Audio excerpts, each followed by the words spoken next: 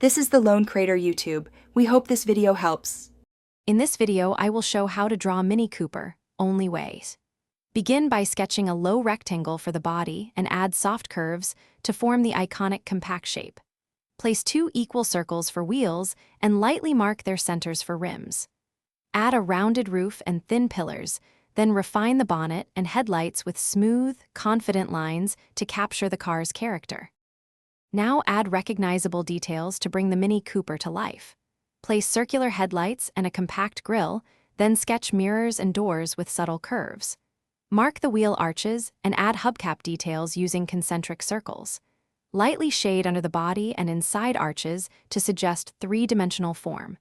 Keep lines clean and intentional so the car reads clearly even at small scale.